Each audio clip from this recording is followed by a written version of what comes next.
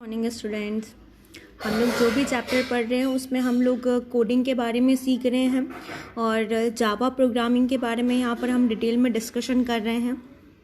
Java programming में क्या क्या कंसेप्ट होते हैं उसे हम डिटेल में समझ चुके हैं एक बार।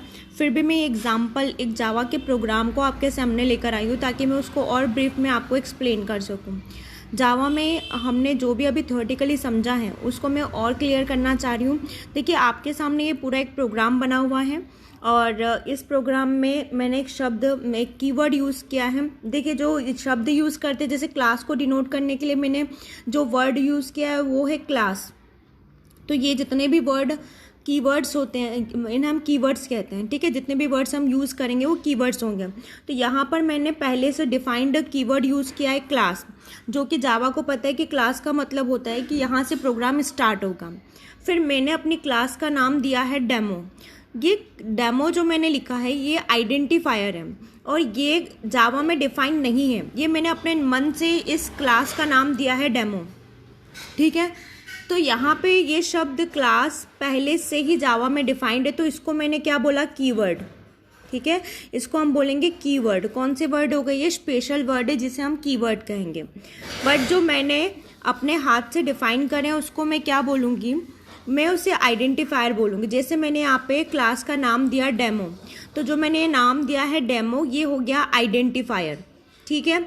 आपको यहाँ समझ में आया कि कीवर्ड अलग है और आइडेंटिफायर यहाँ पर अलग होते हैं। चलो, अब आगे है हमारे पास, जैसे ही क्लास ओपन होगी तो मैंने यहाँ पे ब्रैकेट लगाया, इसको बोलते हैं करली ब्रैकेट या ओपन ब्रैकेट। तो मैंने यहाँ पे क्लास को स्टार्ट किया, क्लास शब्द यूज़ करते हुए, क्लास कीवर्ड यूज़ करते हुए मैंने उस क्लास को नाम डेमो दिया और ये क्लास यहाँ पे स्टार्ट हुई है। अब ये क्लास एंड कहाँ पे होगी, यहाँ पर।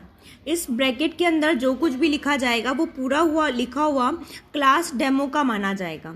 इस ब्रैकेट के बाहर जो लिखा होगा वो क्लास में नहीं होगा। जितना भी डेटा इस ब्रैकेट के बाहर लिखा है वो डेमो क्लास में नहीं माना जाएगा। क्लियर? तो यहाँ पर हमने देखा कि जो क्लास है उसका एक एरिया होता है, तो इतना यहाँ से लेकर यहाँ तक का क्लास का एरिया है। अब इसके आगे मैंने एक कीवर्ड यूज़ किया वॉइड। वॉइड यानी होता है खाली। तो मैंने एक मेथड बनाई है वॉइड, जिसमें ये कीवर्ड हुआ है वॉइड यूज़, और इसके आगे मेथड बनी है, उस मेथड का नाम है ऐड, ठीक है। ऐड मेथड क्या करेगी, एडिशन करने का काम करेगी।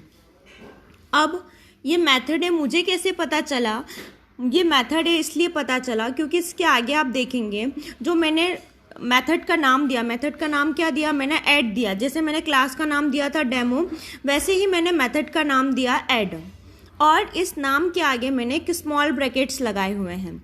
वैसे आप नीचे भी देखेंगे तो मैंने एक और मेथड बनाई है और उस मेथड के आगे भी मैंने स्मॉल ब्रैकेट लिए हुए हैं। ये जो स्मॉल ब्रैकेट्स हैं वो ये डिनोट करते हैं कि ये मेथड है। अब मेथड है ये कैसे पता चलेगा और क्लास है ये कैसे पता चलेगा, तो आपको मैंने बताया कि अगर कोई क्लास होगी तो उसके आगे कीवर्ड लिखा होगा क्लास, और अगर कोई मेथड होगी तो उसके नाम के आगे एक स्मॉल ब्रैकेट बना होगा, जिससे हमें ये पता चलता है कि ये मेथड है और वो क्लास है। अब हमने जो क्लास बनाई है उस क्लास के अंदर मैंने दो मेथड बनाई हैं। मेथड फर्स्ट जिसका नाम मैंने बोला एडिशन, इसके बाद मेथड 2 जिसका नाम मैंने दिया मल्टीप्लिकेशन। अब इस मेथड का भी एक एरिया है। देखिए, मेथड लिखते ही मेथड का एरिया ओपन हुआ और मेथड का एरिया क्लोज हुआ, मतलब इसका भी एक एरिया है, इसकी भी एक फील्ड है। इस एरिया के बाद ही में यहाँ पर मेथड खत्म हो जाती है। वैसे मेथड 2 भी यहाँ पर ओपन हुई और मेथड 2 यहाँ पर क्लोज है, मतलब मेथड 2 का भी एक पर्टिकुलर एरिया होगा। तो आपने देखा कि एक ही क्लास के अंदर हमने दो मेथड्स बनाई हैं। क्लास को जानने के लिए आपको उसके आगे शब्द कीवर्ड मिलेगा, मेथड को पहचानने के लिए आपको उसके आगे स्मॉल ब्रैकेट्स मिलेंगे, ठीक है। तो यहाँ पर हमें दो मेथड और एक क्लास जावा प्रोग्राम में दिखाई दे रही है। आप देखेंगे मैंने यहाँ लिखा है मेथड 1, साथ ही साथ हम मेथड को फंक्शन भी बोलते हैं क्योंकि एक पर्टिकुलर फंक्शन परफॉर्म करेगी या पर्टिकुलर टास्क करेगी, इसलिए हम इसे फंक्शन भी बोलते हैं। तो मेथड को ही हम क्या बोलते हैं, फंक्शन भी बोलते हैं। अभी तक मैं आपको प्रैक्टिकली 4 चीज़ें बता चुकी हूँ। फर्स्ट एक क्लास, ठीक है। उसके बाद दूसरा है हमारे पास मेथड, और मेथड को कैसे पहचानेंगे, क्लास को कैसे पहचानेंगे। देन जो हमने क्लास लिखी उसके लिए जो शब्द यूज़ करे जो जावा में पहले से डिफाइंड है, those all words which are previously defined in Java is known as keywords, जो जावा में पहले से ही डिफाइंड है, ठीक है। पर all are those words which are defined by the user और द डेवलपर। अब जैसे मैं या आप इस प्रोग्राम को डेवलप करेंगे तो हमने अपनी सुविधा के लिए इसको नाम दिया डेमो, अपनी मेथड का यहाँ पर हमने अपनी मेथड का नाम दिया ऐड मतलब एडिशन, यहाँ पर हमने दिया मल्टी मतलब मल्टीप्लिकेशन। तो जो भी नाम हमने डिफाइन किए मतलब यूज़र या डेवलपर ने डिफाइन किए उनको हम बोलते हैं आइडेंटिफायर्स। जो पहले से डिफाइंड है उसको बोलते हैं कीवर्ड्स। क्लास को डिफाइन करते हैं क्लास से, मेथड को डिफाइन करते हैं स्मॉल ब्रैकेट से, ठीक है। और हर क्लास का अपना एक एरिया होता है, हर मेथड का अपना एक एरिया होता है। सो लेट्स कम कि हम देखते हैं पहली वाली जो मेथड है उसका काम क्या है। जैसा हमने नाम में बताया कि उसका काम है एडिशन करना। अब एडिशन करने के लिए हमने सबसे पहले यहाँ पे एक शब्द लिखा है इंट, एक वर्ड है जिसको मैंने लिखा इंट। इंट का पूरा नाम होता है इंटीजर, ठीक है। इंटीजर होता है इंट का नाम। तो मैंने इंट, ये भी आपको नहीं पता, ये भी जावा में पहले से डिफाइंड है। तो इंट भी क्या हुआ, एक कीवर्ड हुआ जो जावा में पहले से डिफाइंड है। अब आप देखोगे ये कीवर्ड यहाँ पे किस नाम से जाना था, डेटा टाइप।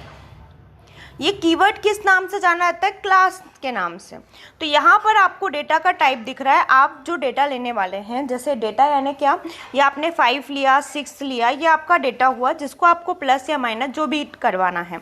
तो हमने डेटा टाइप लिया इंटीजर। इंटीजर का मतलब होता है कि जो वैल्यू होगी वो नंबर्स ही होंगे, 1 2 3 4 5, ऐसे कोई सा भी एक नंबर हो सकता है। ऐसा नहीं हो सकता कि a बराबर a हो जाए या a बराबर b c d, कुछ भी ले लो। मतलब अल्फ़ाबेट्स वहाँ पे नहीं आएंगे। जो भी मैं वेरिएबल लूँगी उसमें सिर्फ नंबर्स ही आएंगे। किसने बताया कि जो भी आप वेरिएबल लोगे उसमें नंबर्स आएंगे? ये हमें और यूज़र को कैसे पता चला, क्योंकि उसके आगे हमने इंट लिखा है। और इंट इस बात को बताता है कि जो भी आप वेरिएबल ए लेंगे उसके अंदर कोई भी नंबर ही आएगा। आप जो एडिशन करेंगे वो सिर्फ किसी ना किसी नंबर का होगा। किसी भी अल्फ़ाबेट का हम एडिशन नहीं कर सकते। किसी भी ए को बी के साथ जोड़ दो, ये पॉसिबल नहीं है। ए तो हमारा वेरिएबल है, ए तो क्या है, हमारा वेरिएबल। और इस वेरिएबल की वैल्यू देखिए यहाँ मैंने लिखा है, इस वेरिएबल की वैल्यू क्या है, 5। इस a प्लस बी का मतलब ये नहीं है कि अल्फ़ाबेट का a प्लस हो जाएगा अल्फ़ाबेट के b के साथ। यहाँ पे a और वे b जो हैं उनकी वैल्यू चेंज होती रहेगी। a की वैल्यू कभी 5 है, कभी 7 हो सकती है, कभी 6। ये वैल्यू जो है वो चेंज हो सकती है, वेरी हो सकती है, इसलिए हम इसे क्या बोलते हैं, वेरिएबल, ठीक है। तो हमारे पास वेरिएबल्स यहाँ पे डिफाइंड हुआ है a।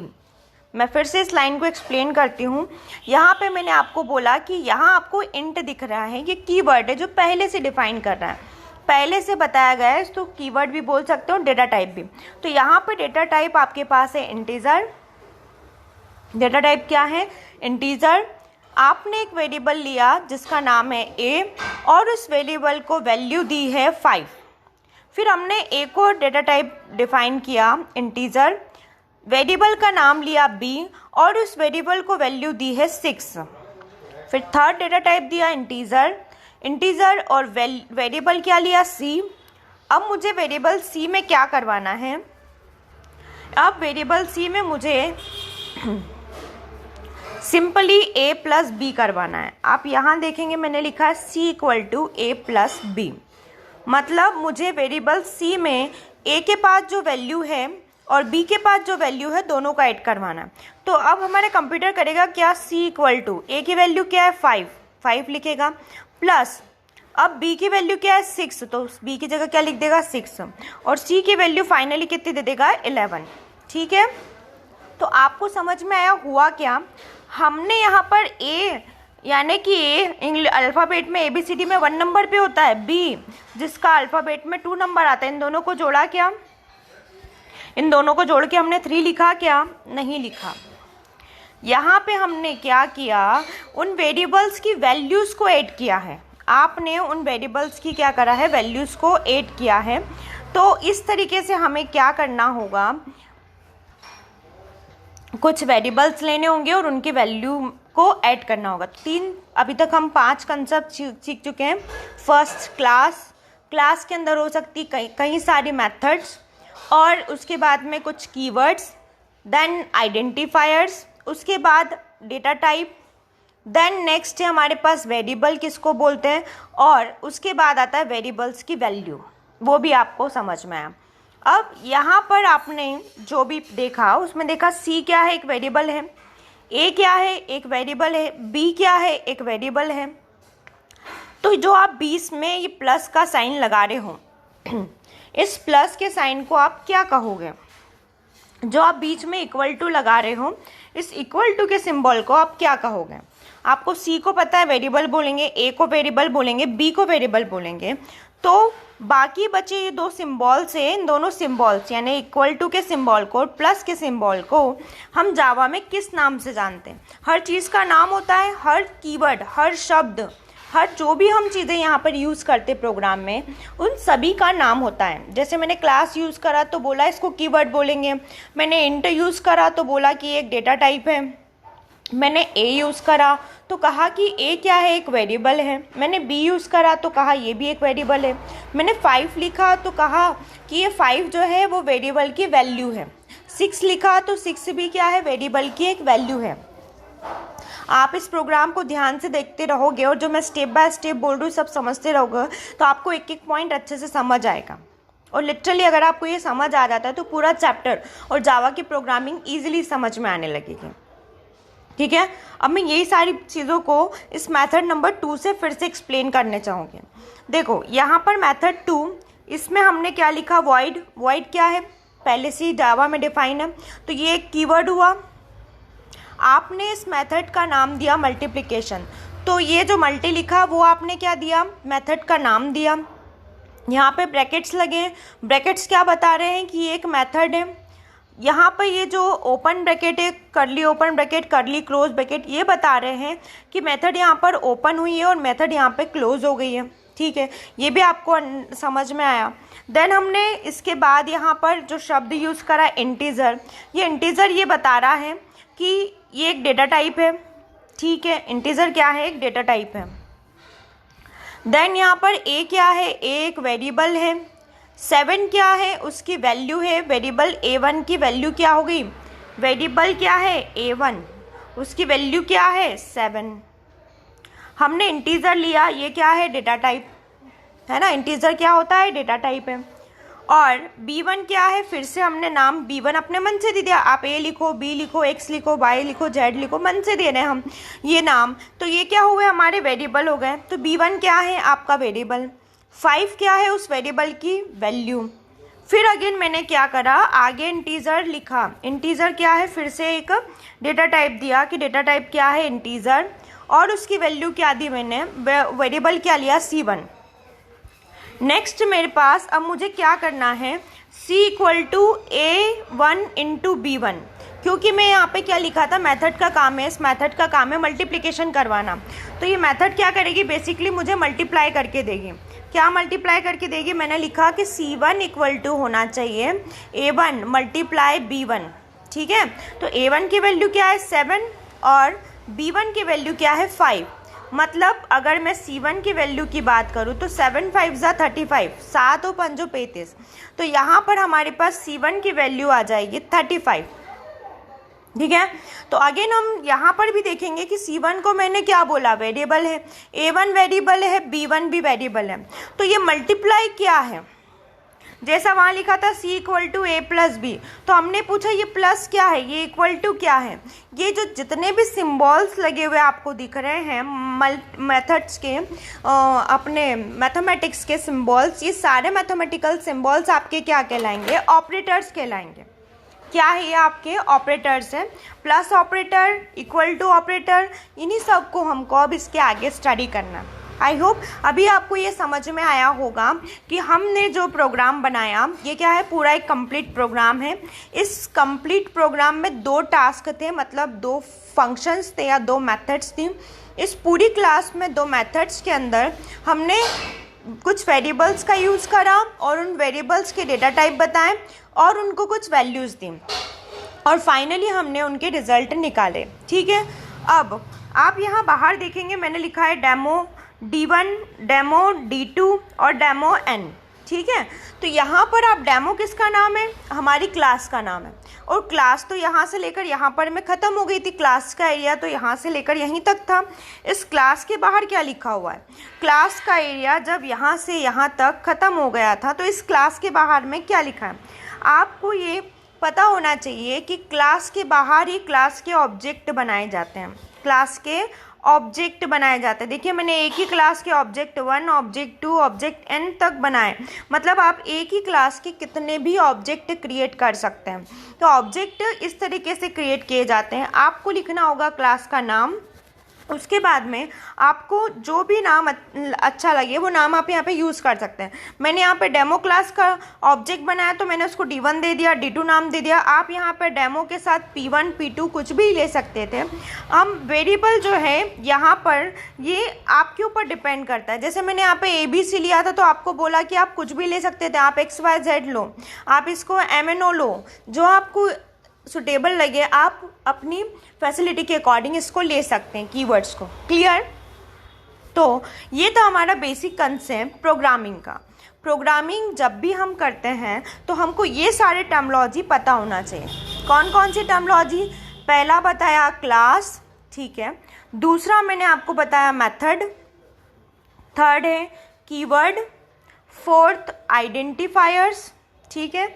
फिफ्थ मैंने आपको बताया कि इसमें होते हैं डेटा टाइप्स। क्या होते हैं? Data types. इससे हमें पता चलता है कि किस टाइप का डेटा लेना है, आपको ABCD लेना है या 1 2 3 4 लेना है। तो फिफ्थ हो गया डेटा टाइप। सिक्स्थ होते हैं वेरिएबल्स जिनको आप अपने मन से ले सकते हैं। और सेवन्थ होता है उन वेरिएबल्स की वैल्यू। और इसके बाद लास्ट पॉइंट जो आपको यहाँ मैंने एक्सप्लेन किया है विच इज़ ऑब्जेक्ट। क्लियर? तो एक ही यहाँ तक हम ये ऑटो कंसेप्ट को, जितना भी चैप्टर अभी तक हमने रीड आउट किया है, इन ऑटो कंसेप्ट को समझ चुके हैं। ठीक, और अभी इसके अंदर मैंने आपको बीच में इंट्रोड्यूस किया कि ऐसे ही ऑब्जेक्ट्स भी होते हैं।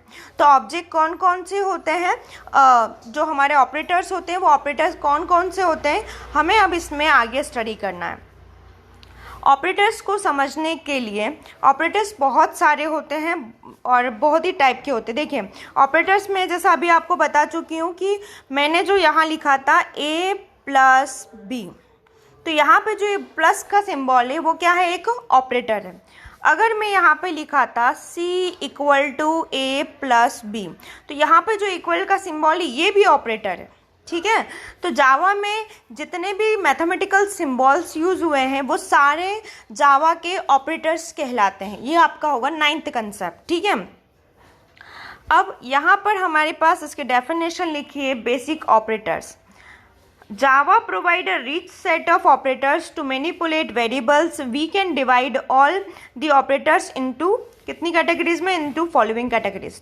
हम इनको बहुत सारी कैटेगरीज में डिफाइन कर सकते हैं। ये ऑपरेटर्स क्या करते हैं? वेरिएबल्स की वैल्यू को ऐड करते हैं। जैसे मैंने यहाँ लिखा A + B, तो मैंने जैसे आपको बताया था A क्या है? एक वेरिएबल, B भी क्या है? एक वेरिएबल्स। तो इन दोनों वेरिएबल्स की वैल्यू को मैनिपुलेट करते हैं। मैनिपुलेशन का मतलब प्लस भी कर सकते हैं, माइनस भी कर सकते हैं, डिवाइड कर सकते हैं, greater than, less then, plus plus, minus minus, increment, decrement, ये सारे ऑपरेशन हो सकते हैं इन वेरिएबल्स के ऊपर। तो वेरिएबल्स के अंदर जितना भी मैनिपुलेशन होता है वो मैनिपुलेशन किसकी हेल्प से होता है? ऑपरेटर्स की हेल्प से। So some type of operators are as follows. कौन कौन से ऑपरेटर्स हैं? First arithmetic operator, second relational operator, then next page पर हमारे पास और भी लिखे हैं। यहाँ पर ऊपर देखेंगे आप बिटवाइज ऑपरेटर, अभी मैंने आपको कौन से बताया, अर्थमेटिक, देन उसके बाद में रिलेशनल, थर्ड है हमारा bitwise operator, fourth logical operator and fifth is assignment operator. तो आपको क्लास 11th में भी आपने 5 टाइप के ऑपरेटर को स्टडी किया होगा और क्लास 12th में भी आपको इन 5 टाइप के ऑपरेटर को स्टडी करना है। मतलब ये जो टॉपिक है आपका क्लास 11th और 12th दोनों में कॉमन टॉपिक्स है और ये चैप्टर भी आपका एज इट इज़ बिल्कुल सेम फॉर्म में क्लास 12th में भी है और क्लास 11th में भी है। अब हम स्टार्ट करते हैं first basic operator which is the arithmetic operator. The arithmetic operators are used in mathematic expression in the same way that used in algebra. Algebra मतलब जितने भी हम लोग जितने भी मैथ्स के आप algebra के क्वेश्चंस करते हैं 10th में किए होंगे आपने, तो उन्हीं algebra के लिए जितने भी हमने ऑपरेटर्स यूज़ किए वही सारे हमारे अर्थमेटिक कहलाते हैं। अर्थमेटिक में जो ऑपरेटर्स आते हैं mainly, first is addition. Addition क्या करता है, add values on either side of the operator. क्या करता है एडिशन, जैसा हम लोग करते हैं, एडिशन कैसे करते हैं, 3 + 4 = क्या हो जाएगा 7। तो एडिशन ऑपरेटर ऐड करने का काम करता है। देन सब्ट्रैक्शन, सब्ट्रैक्शन ऑपरेटर क्या करेगा, सब्ट्रैक्ट राइट हैंड ऑपरेट्स, एक second, subtracts right hand operands from left hand operands. Right hand का जो ऑपरेंट होता है उसको लेफ्ट हैंड से माइनस कर देता है। मतलब 4 माइनस अगर मैं 3 लिख दूँ तो ये क्या मुझे रिजल्ट देगा 1। तो सब्ट्रैक्शन ये करता है। मल्टीप्लिकेशन क्या करता है, multiply values on either side of the operator. Multiply करता है, 3 × 4 लिख दूँ तो क्या दे देगा मुझे 12 वैल्यू दे देगा।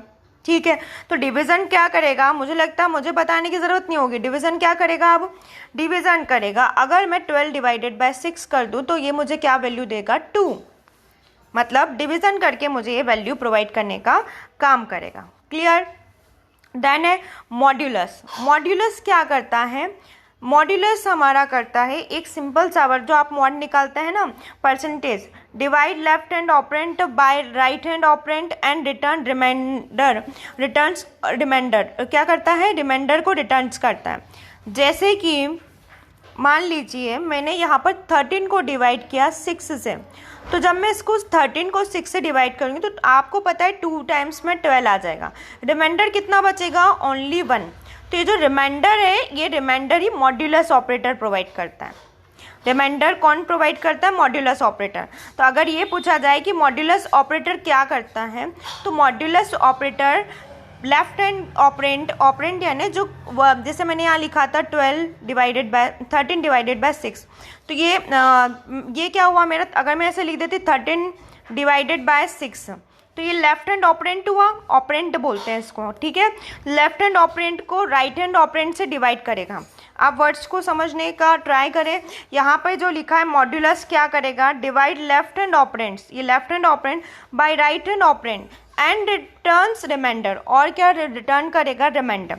तो ये हमारा 5th टाइप हो गया मॉड्यूलस। ठीक है, इसके बाद में हमारा जो 6th और 7th टाइप है वो है प्लस प्लस मतलब इंक्रीमेंट, और माइनस माइनस मतलब डिक्रीमेंट। ये 6 और 7 यहाँ पर by mistake it is 6 and then after 7। Total 7 type of arithmetic operators are there in our IP. ठीक है, किसके अंदर अर्थमेटिक ऑपरेटर की बात करें तो साथ ही ये जो नंबर्स हैं यहाँ ऊपर नीचे हो गए। देखिए यहाँ पे आएगा 6 नंबर और उसके नीचे आएगा 7। तो ये हमारा इंक्रीमेंट ऑपरेटर और ये क्या है, डिक्रीमेंट ऑपरेटर। अगर इंक्रीमेंट और डिक्रीमेंट ऑपरेटर की बात की जाए तो इनको यूनरी ऑपरेटर भी बोलते हैं। यूनरी ऑपरेटर आपने पहली बार नाम सुना होगा, यूनरी। यूनरी का मतलब होता है कि सिंगल ऑपरेंट पे काम करने वाला। मैंने लिखा यहाँ पे यूनरी ऑपरेटर सिंगल ऑपरेंट पे ही काम करता है। जैसे मैंने लिखा ए की वैल्यू क्या है 5, ठीक है, ए की वैल्यू क्या है 5। नॉर्मली आप क्या करते हो, एक और बी लोगे और बी की वैल्यू मान लीजिए फिर से आपने 5 रखे, तो सी बराबर क्या हो जाएगा a + b, मतलब कि c = हो जाएगा 10, 5 + 5 10। सी की वैल्यू आप निकालोगे ऐसे। इसमें आपके पास कितने ऑपरेंट हुए, ऑपरेंट 1 मतलब वेरिएबल 1 a, फिर ऑपरेंट 2 मतलब वेरिएबल नंबर 2 क्या हो गया b। तो ऐसे आपके पास दो ऑपरेंड हुए, दो वेरिएबल्स हुए। तो यहाँ पर ये बाइनरी कंसेप्ट हुआ। बाइनरी मतलब यहाँ पर एटलीस्ट दो वेरिएबल तो हैं, तो ये बाइनरी हो गया। लेकिन यूनरी में आपके पास सिर्फ एक ही वेरिएबल होता है। जैसे मैंने यहाँ पर लिखा वेरिएबल a इक्वल टू 5, ठीक है, मैंने एक वेरिएबल लिया a और उसकी वैल्यू असाइन कर दी उसको 5। अब इसके बाद में आपको क्या करना पड़ेगा, जैसे लिखा आपने a प्लस प्लस, तो अब ये क्या करेगा, 5 की वैल्यू को एक डिजिट से आगे बढ़ा देगा। जैसे 5 था तो 5 प्लस 1 करके मुझे रिजल्ट देगा। और अब a की नई वैल्यू क्या आ जाएगी, 6। a की क्या हो गई, नई वैल्यू आ गई मेरे पास 6। तो इस तरीके से आपने देखा यहाँ पर मैंने कोई दूसरा वेरिएबल लिया ही नहीं, ना तो मेरे पास यहाँ पर कोई थर्ड वेरिएबल आया जो दोनों का एडिशन करके दे। ये अपनी ही वैल्यू को खुद में ही ऐड करके सिंगल डिजिट से अपनी ही वैल्यू को इंक्रीमेंट करता है। क्या करता है, एक वैल्यू से, जैसे अभी आपने देखा a की वैल्यू क्या थी 5, लेकिन a प्लस प्लस के बाद a की वैल्यू क्या हो गई, न्यू वैल्यू जो हो गई वो हो गई 6। तो ये है इंक्रीमेंट ऑपरेटर, जिसको हम क्या बोलते हैं, यूनरी ऑपरेटर। ये खुद ही की वैल्यू को इंक्रीमेंट करता है, मतलब बढ़ा देता है, किससे, बाय 1। किससे इंक्रीज करेगा, बाय 1, मतलब 1 से इंक्रीमेंट करेगा। अब डिक्रीमेंट ऑपरेटर में आप समझ ही गए होंगे क्या होने वाला है। डिक्रीमेंट ऑपरेटर में जस्ट फॉर एग्जाम्पल अगर आपने a की लिखी वैल्यू 5 और अगर आप करेंगे a माइनस माइनस, तो इसका मतलब क्या होगा कि 5 में से माइनस हो जाएगा 1, और इस प्रकार से जो a की नई वैल्यू होगी वो होगी 4। ठीक है, a की न्यू वैल्यू क्या होगी 4, जबकि ओल्ड वैल्यू क्या थी, 5 थी। तो ये भी आपकी थर्ड वेरिएबल या किसी भी वेरिएबल का यूज़ किए बिना ही अपनी वैल्यू को क्या करता है, बढ़ा देता है या घटा देता है। चूँकि इसमें एक ही वेरिएबल यूज़ हुआ है तो हम इसे क्या कहते हैं, यूनरी ऑपरेटर। ठीक है, यूनरी ऑपरेटर क्या करेगा, अपनी वैल्यू को ही खुद से बढ़ाने या घटाने का काम करेगा। जब ये बढ़ाएगा अपनी वैल्यू को, it will increase its value by 1, then it is called known as increment operator. When it decrease its value by 1, then it is known as decrement operator. Clear. तो ये थे हमारे सारे के सारे यूनरी ऑपरेटर्स, अर्थमेटिक ऑपरेटर्स। तो हमने 5 type of operator में से फर्स्ट टाइप ऑपरेटर को अभी स्टडी किया, which name is arithmetic operator. Arithmetic operator में हमने देखा कि ये 7 टाइप्स के होते हैं। First type is additional, second is subtraction, third is multiplication, fourth is division, fifth is modulus, sixth is increment and seventh is decrement. Modulus को मैं एक बार और एक्सप्लेन करने की कोशिश करूँगी। मॉड्यूलस क्या देता है, हमें रिमाइंडर देता है। जैसे मैंने 13 को डिवाइड किया 6 से, तो मुझे इसका रिजल्ट क्या मिलेगा, 1, विच इज़ रिमाइंडर। तो रिमाइंडर देने का काम कौन करता है, मॉड्यूलस ऑपरेटर। ठीक है, ये आपको ध्यान रखना है। देन इसके बाद हमें अब पढ़ना है रिलेशनल ऑपरेटर्स। रिलेशनल ऑपरेटर्स जो आप देखते हैं इक्वल टू का साइन आप देखते हैं, equal to, not equal to, ये सारे ऑपरेटर हमारे रिलेशनल ऑपरेटर्स कहलाते हैं। और भी इसके टाइप्स से नेक्स्ट पेज पर देखिए। ग्रेटर देन आपने अभी तक किया होगा, कौन वैल्यू किससे बड़ी होती है, कौन वैल्यू किससे छोटी होती है। तो greater than, less than, greater than equal to, less than equal to, ये सारे हमारे रिलेशनल ऑपरेटर कहलाते हैं। रिलेशनल ऑपरेटर क्या होते हैं, जो किसी भी दो ऑपरेंट्स के बीच में रिलेशन को स्टैब्लिश करते हैं, रिलेशन को डिस्क्राइब करते हैं। ठीक है, जैसे मैंने यहाँ पे लिखा वेरिएबल a इक्वल टू 3, ठीक है, और मैंने फिर लिखा वेरिएबल b इक्वल टू 3। अब मुझे बताइए क्या वेरिएबल a वेरिएबल b के बराबर है। मुझे क्या करना है, कंपैरिजन करना है। तो आप इसे कंपैरिजन ऑपरेटर भी बोल सकते हैं, रिलेशन ऑपरेटर भी बोल सकते हैं। तो मुझे पता लगाना है कि is a equal to b, क्या a b के बराबर है। आप अभी क्या करते थे, a की इक्वल यूज़ करते थे कि a इक्वल टू आपने लिख दिया b, लेकिन अगर आप ऐसा लिख देंगे तो जावा में यहाँ पर क्या हो जाएगा, अगर गलती से b की वैल्यू यहाँ पर चेंज होती, मान लीजिए 4 होती, तो यहाँ पर a की नई वैल्यू क्या हो जाती, 4। क्योंकि आपको पता है कि अगर सिंगल इक्वल लगा है, इसका मतलब है कि यहाँ पर वैल्यू बताई जा रही है कि उस वेरिएबल को क्या वैल्यू मिलने वाली है। जैसे यहाँ पर वेरिएबल क्या है a, इस वेरिएबल को क्या वैल्यू मिलने वाली है यहाँ पर 3, और नीचे एक वेरिएबल है बी, इसको क्या वैल्यू मिलने वाली 4। ये पता कैसे चला, यहाँ पर सिंगल इक्वल लगा हुआ है। सिंगल इक्वल से आप क्या करेंगे, उसको वैल्यू असाइन करते हैं, उस वेरिएबल को वैल्यू देते हैं। इसलिए हम यहाँ पर सिंगल वेरिएबल का यूज़ नहीं कर सकते यदि हमें कंपैरिजन करना है, यदि हमें ये पता लगाना है कि क्या ए की वैल्यू बी के बराबर है। ये अगर क्वेश्चन मार्क हो कि क्या is a equal to b, तो आप क्या बोलोगे इसमें, रिप्लाई नो, क्योंकि यहाँ पर ए की वैल्यू 3 है और बी की वैल्यू क्या है 4। तो यहाँ पर रिप्लाई आएगा सिर्फ यस और नो में। जबकि यहाँ पर अगर आप एक सिंगल इक्वल यूज़ करते हैं तो यहाँ पर आपका रिप्लाई यस और नो में नहीं आता, आपका रिप्लाई क्या में आता कि मेरे पास ए की नई वैल्यू अब क्या हो गई है 4, है ना। तो रिलेशनल ऑपरेटर हमेशा एक चीज़ और माइंड में रख लीजिए, हमें रिलेशनल ऑपरेटर यही बताते हैं ट्रू और फॉल्स में रिजल्ट देते हैं, सिर्फ ट्रू होगा या फॉल्स। जैसे मैंने यहाँ लिखा इक्वल टू, तो अगर मैं बी की वैल्यू चेंज कर दूँ, यहाँ लिख दूँ 3, तो अगर क्वेश्चन होता if is a equal to b, क्या ए बी के बराबर है, तो यहाँ पर आएगा यस। अगर नहीं होता तो हमारे पास रिस्पॉन्स क्या आता, नो। तो ये इक्वल टू था, ठीक है। इक्वल टू ऑपरेटर जो रिलेशनल ऑपरेटर का फर्स्ट ऑपरेटर है, मेरे अकॉर्डिंग आप रिलेशनल ऑपरेटर को कंपैरिजन ऑपरेटर भी बोल सकते हैं। देन नेक्स्ट क्वेश्चन है is a is not equal to b. देखिए नॉट इक्वल टू को इस तरह से इस सिंबल से डिनोट किया जाता है, exclamation mark then equal to. क्या ए की वैल्यू बी के बराबर नहीं है, तो इस समय मेरा रिप्लाई क्या होगा, नो। मतलब इसमें भी मेरे पास रिजल्ट किस में आ रहा है, नो में। यस और नो में अगर कहीं पे भी रिप्लाई आता है तो आप उस ऑपरेटर को देखकर पहचान जाएंगे कि ये जो ऑपरेटर है वो आपका कौन सा ऑपरेटर है, रिलेशनल ऑपरेटर है, ठीक है। ये दोनों आपको क्लियर है। अब नेक्स्ट पेज पर यहाँ पर नेक्स्ट ऑपरेटर उसी का रिलेशनल ऑपरेटर का थर्ड टाइप है। अब यहाँ लिखा जैसा हम अभी कर रहे हैं, ए इक्वल टू मैंने लिखा 3 और बी इक्वल टू मैं लिख देती हूँ 4। और क्वेश्चन अगर ये होता is a is greater than b, तो आपका जवाब क्या होता, क्या 3 4 से बड़ा है, तो आप क्या देते जवाब, नो, 3 4 से बड़ा नहीं है। तो ये था आपका ग्रेटर देन ऑपरेटर। देन उसके बाद में इसी के नीचे नेक्स्ट लिखा हुआ लेस देन। लेस देन क्या करेगा, यहाँ पर वैल्यू को चेक करेगा कि क्या वैल्यू उससे छोटी है। तो यहाँ पर हम लगा देते हैं लेस देन का साइन। क्या 3 से बड़ा 4, मतलब 3 जो है वो छोटा है 4 से, 3 इज लेसर देन 4, तो हमारा रिप्लाई क्या होगा, यस। आप देख रहे हैं यहाँ पर यस और नो में रिप्लाई हो रहे हैं, और जहाँ यस और नो में रिप्लाई आएंगे मतलब वो कौन से ऑपरेटर होंगे, हमारे रिलेशनल ऑपरेटर, या हम इसको बोल सकते हैं कंपैरिजन ऑपरेटर। नेक्स्ट है ग्रेटर देन और इक्वल टू। ग्रेटर देन और इक्वल टू में हम ले लेते हैं यहाँ पे variable a equal to 5, b equal to मैंने लिखा 5। तो क्या हमारा जो ए है वो greater than equal to b है, मतलब 5 की वैल्यू 5 के बराबर भी हो सकती है या उससे बड़ी हो सकती है, तो हमारा रिप्लाई फिर से आएगा यस।